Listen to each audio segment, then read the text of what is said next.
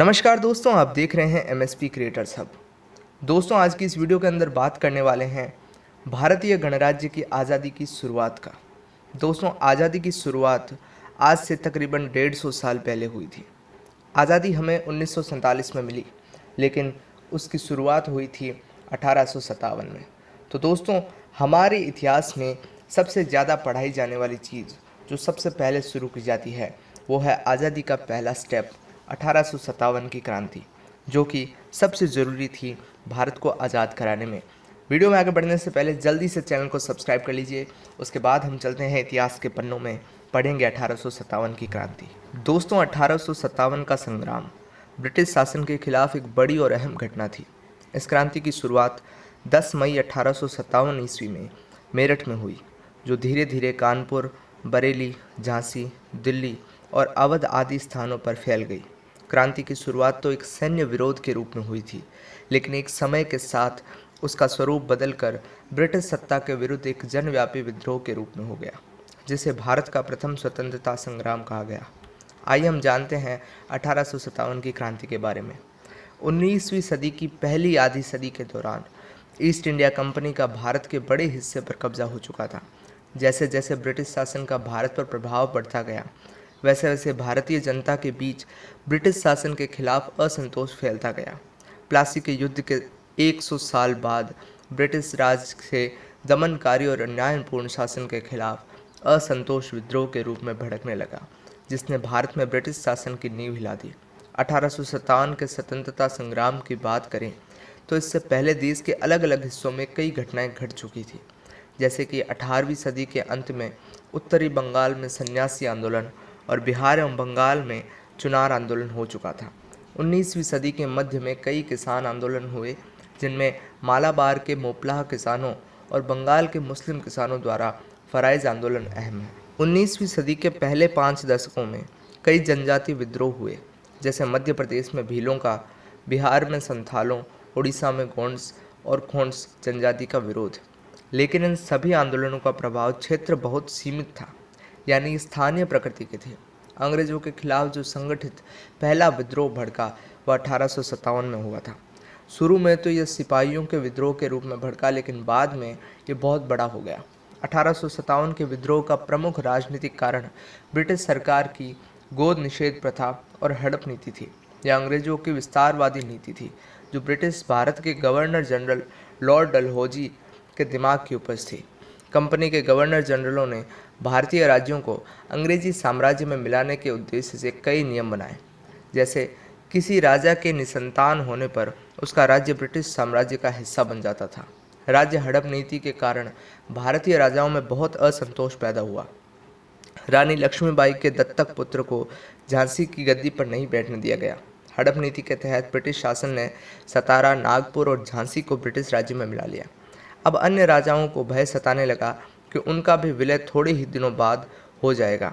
इसके अलावा बाजीराव द्वितीय के दत्तक पुत्र नाना साहेब की पेंशन रोक दी गई, जिससे भारत के शासक वर्ग में विद्रोह की भावना मजबूत होने लगी।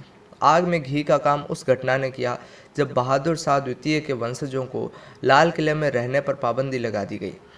कुशासन के नाम पर लॉर्ड डलहौजी ने अवध का विलय करा लिया, जिससे बड़ी संख्या में बुद्धिजीवी, अधिकारी एवं सैनिक बेरोजगार हो गए। इस घटना के बाद जो अवध पहले तक ब्रिटिश शासन का वफादार था, अब विद्रोही बन गया। भारत में तेजी से पैर पसारती पश्चिमी सभ्यता को लेकर समाज के बड़े वर्ग में आक्रोश था।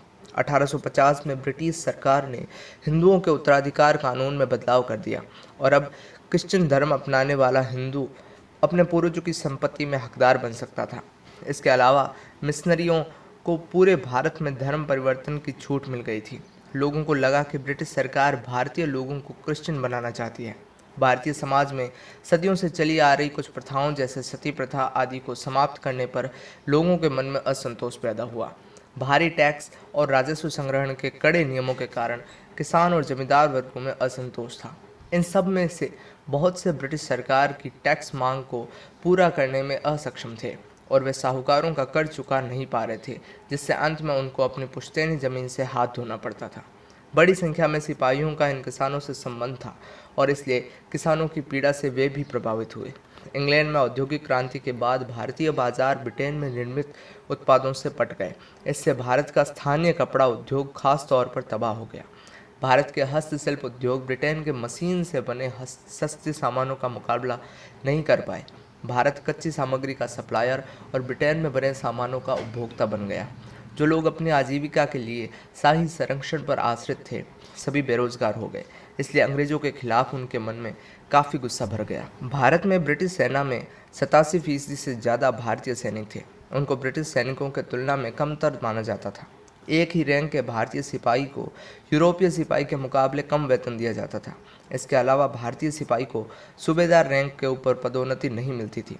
इसके अलावा भारत में ब्रिटिश शासन के विस्तार के बाद भारतीय सिपाहियों की स्थिति बुरी तरह प्रभावित हुई। उनको अपने घरों से काफ़ी दूर दूर सेवा देनी पड़ती थी। 1856 में लॉर्ड कैनिंग ने एक नियम जारी किया जिसके मुताबिक सैनिकों को भारत के बाहर भी सेवा देनी पड़ सकती है। बंगाल आर्मी में अवध के उच्च समुदाय के लोगों की भर्ती की गई थी। उनकी धार्मिक मान्यताओं के मुताबिक उनका समुद्र पार करना वर्जित था। उन लोगों को लॉर्ड कैनिंग के नियम से शक हुआ कि ब्रिटिश सरकार उन लोगों को क्रिश्चियन बनाने पर तुली हुई है। अवध के विलय के बाद नवाब की सेना को भंग कर दिया गया। उनके सिपाही बेरोजगार हो गए और ब्रिटिश हुकूमत के कट्टर दुश्मन बन गए। 1857 के विद्रोह के तात्कालीन कारणों में यह अफवाह थी कि 1853 की राइफल के कारतूस की खोल पर सूअर और गाय की चर्बी लगी हुई है। यह अफवाह हिंदू व मुस्लिम दोनों धर्म के लोगों की भावनाओं को ठेस पहुंचा रहे थे। ये राइफलें 1853 की राइफल के जखीरे का हिस्सा थी। 29 मार्च 1857 ईस्वी को मंगल पांडे नाम के एक सैनिक ने बैरकपुर छावनी में अपने अफसरों के विरुद्ध विद्रोह कर दिया, लेकिन ब्रिटिश सैन्य अधिकारियों ने इस सैनिक विद्रोह को सरलता से नियंत्रित कर लिया। साथ ही उसकी बटालियन 34 NI को भंग कर दिया। 24 अप्रैल को मेरठ के 90 घुड़सवारों में से 85 सैनिकों ने नए कारतूस लेने से इनकार कर दिया। आज्ञा की अवहेलना के कारण इन 85 घुड़सवारों को कोर्ट मार्शल द्वारा 5 वर्ष का कारावास दिया गया। खुला विद्रोह 10 मई दिन रविवार को सायंकाल 5 बजे से 6 बजे के बीच में प्रारंभ हुआ। सर्वप्रथम पैदल टुकड़ी में विद्रोह की शुरुआत हुई। उसके बाद बाकी टुकड़ियों में भी विरोध फैल गया। इन विद्रोहियों ने अपने अधिकारियों के ऊपर गोलियां चलाई। मंगल पांडे ने हियरसे को गोली मारी थी, जबकि अफसर बाग की हत्या कर दी गई। मंगल पांडे को 8 अप्रैल को फांसी दे दी गई।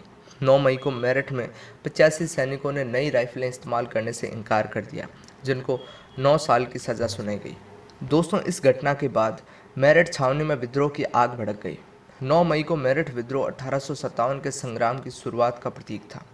मेरठ में भारतीय सिपाहियों ने ब्रिटिश अधिकारियों की हत्या कर दी और जेल को तोड़ दिया। 10 मई को वे दिल्ली के लिए आगे बढ़े। 11 मई को मेरठ के क्रांतिकारियों और सैनिकों ने दिल्ली पहुंचकर 12 मई को दिल्ली पर अधिकार कर लिया। इन सैनिकों ने मुगल सम्राट बहादुर शाह द्वितीय को दिल्ली का सम्राट घोषित कर दिया। शीघ्र ही विद्रोह लखनऊ, इलाहाबाद, कानपुर, बरेली, बनारस, बिहार और झांसी में भी फैल गया। अंग्रेजों ने पंजाब से सेना बुलाकर सबसे पहले दिल्ली पर अधिकार किया। 21 सितंबर 1857 ईस्वी को दिल्ली पर अंग्रेजों ने पुनः अधिकार कर लिया, परंतु संघर्ष में जॉन निकोलसन मारा गया और लेफ्टिनेंट हडसन ने धोखे से बहादुर शाह द्वितीय के 2 पुत्रों मिर्ज मुगल और मिर्ज ख्वाजा सुल्तान एवं एक पोते मिर्जा अबू बकर को गोली मरवा दी। लखनऊ में विद्रोह की शुरुआत 4 जून 1857 ईस्वी को हुई। यहाँ के क्रांतिकारी सैनिकों द्वारा ब्रिटिश रेजिडेंसी के घेराव के बाद ब्रिटिश रेजिडेंट हेनरी लॉरेंस की मृत्यु हो गई। हैवलॉक और आउटरम ने लखनऊ को दबाने का भरकस प्रयास किया, लेकिन वे असफल रहे। आखिर में कॉलिन कैंपबेल ने गोरखा रेजिमेंट के सहयोग से मार्च 1858 ईस्वी में शहर पर अधिकार कर लिया। वैसे यहाँ क्रांति का असर सितंबर तक रहा। दोस्तों, अगर आप ये वीडियो अभी तक देख रहे हैं तो इसका मतलब है कि इतिहास में आपकी कुछ न कुछ रुचि ज़रूर है। दोस्तों, इतिहास का एक बहुत बड़ा हिस्सा हमसे अछूता है। ऐसा नहीं है कि हमने उसके बारे में पढ़ा नहीं, लेकिन हमने उसको महसूस नहीं किया है। क्या बीती होगी उन लोगों पर जो आंदोलन कर रहे थे, जिनको पता था कि हो सकता है वो आज़ादी अपनी आंखों से नहीं देखेंगे, लेकिन फिर भी वो आज़ादी को उस स्थान तक पहुंचाना चाहते थे जहां से लोग उसको आगे ले जा सकें। खैर, वीडियो में आगे बढ़ते हैं। 1857 का संग्राम 1 साल से ज़्यादा समय तक चला। इसे 1858 के मध्य में कुचला गया। मेरठ में विद्रोह भड़कने के 14 महीने बाद 8 जुलाई 1858 को आखिरकार कैनिंग ने घोषणा किया कि विद्रोह पूरी तरह से दबा दिया गया है। हालांकि बहुत कम समय में आंदोलन देश के कई हिस्सों तक पहुंच गया, लेकिन देश के एक बड़े हिस्से पर इसका कोई असर नहीं पड़ा। खासतौर पर दोआब क्षेत्र के इसका असर रहा। दक्षिण के प्रांतों ने इसमें कोई हिस्सा नहीं लिया। अहम शासकों जैसे सिंधिया, होलकर, जोधपुर के राणा और अन्यों ने विद्रोह का समर्थन नहीं किया। विद्रोह के लिए असरदार नेतृत्व का अभाव था। नाना साहेब, तात्या टोपे और रानी लक्ष्मीबाई की बहादुरी में कोई शक नहीं था, लेकिन वे आंदोलन को असरदार नेतृत्व नहीं दे सके। इसके अलावा विद्रोहियों में अनुभव, संगठन क्षमता और मिलकर कार्य करने की शक्ति की कमी थी। विद्रोही क्रांतिकारियों के पास ठोस लक्ष्य एवं स्पष्ट योजना का अभाव था। उन्हें अगले क्षण क्या करना होगा, क्या नहीं, ये भी निश्चित नहीं था। वे मात्र भावावेश एवं परिस्थितिवश आगे बढ़े जा रहे थे। सैनिक दुर्बलता का विद्रोह की असफलता में महत्वपूर्ण योगदान रहा। बहादुर शाह जफर और नाना साहेब एक कुशल संगठनकर्ता अवश्य थे, पर उनमें सैन्य नेतृत्व की क्षमता की कमी थी। जबकि अंग्रेजी सेना के पास Lawrence brothers, Nicholson, Havelock, Outram और एडवर्ड जैसे कुशल सेनानायक थे। विद्रोहियों के पास न तो संख्या बल था और न पैसा। उसके उलट ब्रिटिश सेना के पास बड़ी संख्या में सैनिक, पैसा और हथियार थे, जिसके बल पर वे विद्रोह को कुचलने में सफल रहे। 1857 ईस्वी के इस विद्रोह के प्रति शिक्षित वर्ग पूर्ण रूप से उदासीन रहा। व्यापारियों एवं शिक्षित वर्ग ने कलकत्ता और बंबई में सभाएं कर अंग्रेजों की सफलता के लिए प्रार्थना भी की थी। अगर इस वर्ग ने अपने लेखों एवं भाषणों द्वारा लोगों में उत्साह का संचार किया होता, तो निस्संदेह ही क्रांति के इस विद्रोह का परिणाम कुछ और ही होता। विद्रोह के समाप्त होने के बाद 1858 ईस्वी में ब्रिटिश संसद ने एक कानून पारित किया और ईस्ट इंडिया कंपनी के अस्तित्व को समाप्त कर दिया, और अब भारत प्रशासन का पूरा अधिकार महारानी विक्टोरिया के हाथों में आ गया।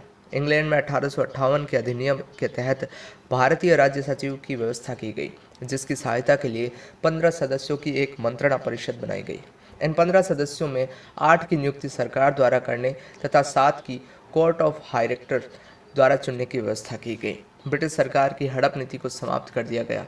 कानूनी वारिस के तौर पर पुत्र गोद लेने के अधिकार को स्वीकार कर लिया गया। 1857 का विद्रोह इसलिए भी अहम था क्योंकि भारत की आज़ादी की लड़ाई के लिए इसकी वजह से मार्ग प्रशस्त हुआ था। दोस्तों, 1857 की क्रांति भारत और आज हर एक जीवित भारतीय और आने वाले भारतीय के लिए बहुत ही महत्वपूर्ण है। यही वो स्थान था जहां से लेकर 1947 के बीच आज़ादी का संघर्ष चला। बहुत से लोग जिन्हें पता था कि वो अपने जीवन में आज़ादी नहीं देख पाएंगे, लेकिन फिर भी वो संघर्ष कर रहे थे कि आने वाले लोग आज़ादी देखें, भारत आज़ाद हो। तो इससे हर एक भारतीय के जीवन पर बहुत असर पड़ा है। अगर क्रांतियाँ नहीं होती, अगर वो लोग नहीं लड़ते, वो हंसते हंसते फांसी नहीं चढ़ते, तो हो सकता है आज हम स्वेच्छा से अपने धर्म का पालन ना कर पाते, आज हम मूल अधिकारों को लेकर नहीं घूमते। हो सकता है सभी भारतीय क्रिश्चियन बन जाते, भारतीय संस्कृति खत्म हो जाती, और ये सब बहुत ही दुखद होता। लेकिन जो क्रांतियाँ हुई, जो हमारे स्वतंत्रता सेनानी हैं, उनके बारे में हमें ज़रूर जानना चाहिए। ये सिर्फ किताबों, स्कूलों और सिर्फ बच्चों को पढ़ने के लिए नहीं है। हर एक उम्र में इसके बारे में जानना ज़रूरी है कि किस तरह से हम आज़ादी तक पहुँचे थे। वीडियो को लाइक ज़रूर से कर दीजिएगा, औरों के साथ भी आज़ादी की यह कहानी ज़रूर शेयर कीजिए। कमेंट के अंदर आने वाले वीडियोस कैसे बनाने हैं उसके टॉपिक सजेस्ट कीजिए, और ऐसे वीडियोस देखते रहने के लिए MSP क्रिएटर्स हब को अभी सब्सक्राइब कीजिए।